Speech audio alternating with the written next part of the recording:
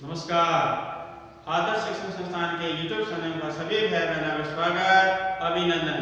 हम पढ़ने जा रहे हैं 7वीं कक्षा के राजस्थान अध्ययन का तीसरा अध्याय, जिसका नाम है कृषि एवं सिंचाई। इस अध्याय की शुरुआत का हमने पढ़ा था कि कृषि किसे कहते हैं। मिट्टी में फसल उगाने की कला को कृषि कहते हैं। इस कृषि को ऋतु के आधार पर 3 भागों में बांटा गया है: रबी की फसल, खरीफ की फसल और जायद की फसल। इस कृषि को उपयोग के आधार पर 2 भागों में बांटा गया है, एक खाद्यान्न फसलें, दूसरा व्यापारिक फसलें। दूसरे कालांश में हमने पढ़ा था कि इन फसलों का उत्पादन कहाँ होता है। रबी की ऋतु में रबी की फसल का उत्पादन किन क्षेत्रों में होता है, इस तरह खरीफ की फसल का उत्पादन कहाँ होता है, वो हमने दूसरे कालांश में पढ़ा था। आज हम तीसरे कालांश में पढ़ने जा रहे हैं कि ये जो सिंचाई के साधन है वो कौन कौन से सिंचाई के साधन है। राजस्थान के अंदर सिंचाई के साधनों के द्वारा कृषि की जाती है और मानसून के द्वारा भी कृषि की जाती है, लेकिन पर्याप्त मात्रा में मानसून उपलब्ध नहीं होने की वजह से यहाँ सिंचाई की कृषि की जाती है और प्राचीन काल से यहाँ सिंचाई की जाती है। पहले सिंचाई के मुख्य रूप से साधनों में कुएं हुआ करते थे और तालाब हुआ करते थे। अभी वर्तमान में नलकूपों का उपयोग होता है और नहरों का उपयोग होता है। अभी वर्तमान में राजस्थान में सिंचाई की दृष्टि से सबसे ज्यादा जो उपयोग किया जाता है वो नलकूपों का भी किया जाता है। दूसरे जो सिंचाई के साधन है वो है नहरें, और राजस्थान में जो सबसे बड़ी नहर है वो है राजस्थान नहर, जिसको वर्तमान में इंदिरा गांधी नहर कहते हैं। उनके द्वारा सबसे ज्यादा सिंचाई की जाती है। तो आज हम पढ़ेंगे सिंचाई के साधन।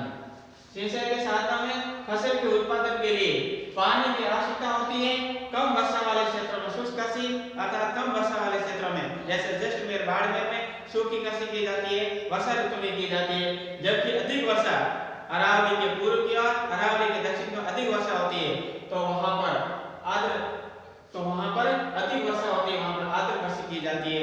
इस तरह से वहां तो आर्द्र कृषि करती जाती है, लेकिन हमारे यहाँ पश्चिमी राजस्थान में पानी की कमी होने की वजह से सिंचाई की आवश्यकता होती है, तो यहाँ सिंचाई का प्रयोग किया जाता है। मुख्य रूप से यहाँ पर सिंचाई नहरें और नलकूप हैं, साथ साथ में कुआं और तालाबों का भी प्रयोग किया जाता है। राजस्थान में सिंचाई के साधनों में सर्वाधिक सिंचाई नलकूप से की जाती है और नलकूप से जो प्रयोग किया जाता है मुख्य रूप से जो जिले हैं जयपुर, अलवर, भरतपुर, धौलपुर, करौली, सवाई माधोपुर और इस तरह से पूरे दक्षिण के जो जिले हैं वहां सामान्यतः नलकूपों से ही सिंचाई का प्रयोग किया जाता है, सिंचाई का उपयोग किया जाता है और उत्पादन किया जाता है।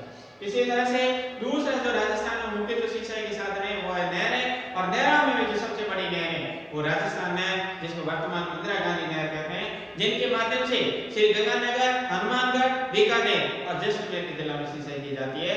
और इनका उद्देश्य बाड़मेर तक, गडरा रोड तक सिंचाई के साधन उपलब्ध कराना है और इस तरह से सिंचाई के साधन बढ़ाना है और पश्चिमी रेगिस्तान है उसको हरा भरा करना इस नहर का उद्देश्य है, जिसकी शुरुआत 1950 में की गई थी और 1984 में इस नहर का नाम इंदिरा गांधी नहर रख दिया गया था। दूसरा जो साधन है नलकूप, उस नलकूपों के द्वारा मुख्य रूप से पूरे क्षेत्र में सिंचाई की जाती है। इंदिरा गांधी नहर के द्वारा उत्तरी पश्चिम जिलों में सिंचाई की जाती है। इसके अतिरिक्त भी सिंचाई के साधन मुख्य रूप से कुएं और तालाबों पर, राजस्थान के दक्षिण में पठारी इलाकों में तालाबों के द्वारा भी सिंचाई की जाती है। इसके अतिरिक्त एक हम चर्चा करेंगे, पढ़ेंगे वाटरमैन जलपुरुष के नाम से राजेंद्र सिंह जाने जाते हैं। ये राजेंद्र सिंह ऐसे व्यक्ति थे जो पर्यावरण कार्यकर्ता के रूप में जाने जाते हैं, पर्यावरण कार्यकर्ता के रूप में प्रसिद्धि पाई है, जिन्होंने अपने घर परिवार में अपना सामान बेचकर जल को बचाने के लिए उन्होंने कार्य किया था और इस तरह से जल को संरक्षण देने के लिए उन्होंने जो योजनाएं बनाई, उन्होंने जो कार्य किया, उसके संबंध में उसको बड़ा पुरस्कार भी दिया गया है, जिस पुरस्कार का नाम है रमन मैग्सेसे पुरस्कार से सम्मानित किया गया वाटरमैन जल पुरुष राजेंद्र सिंह को। इसलिए राजेंद्र सिंह को वाटरमैन जल पुरुष के नाम से जानते हैं और उसको मैग्सेसे पुरस्कार दिया गया और ये पुरस्कार दिया गया जल के संरक्षण के संबंध में कार्य करने के उत्सव में। इस तरह से वो पर्यावरण से संबंधित एक अच्छे कार्यकर्ता के रूप में जाने जाते हैं। ये था हमारा पाठ कृषि और सिंचाई, जिसमें हमने ये पढ़ा कृषि और सिंचाई में कृषि उत्पादन की दृष्टि से अर्थात ऋतुओं के आधार पर कृषि 3 तरह की, खरीफ, रबी और जायद, और उपयोग के आधार पर 2 तरह की, खाद्यान्न फसलें और दूसरा व्यापारिक फसलें।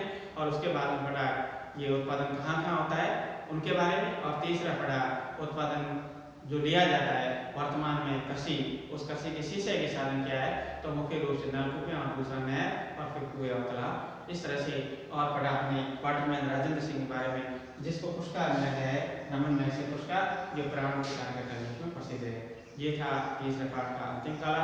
अगले काला का अगला अध्याय पढ़ेंगे। तब तक के लिए धन्यवाद, नमस्कार।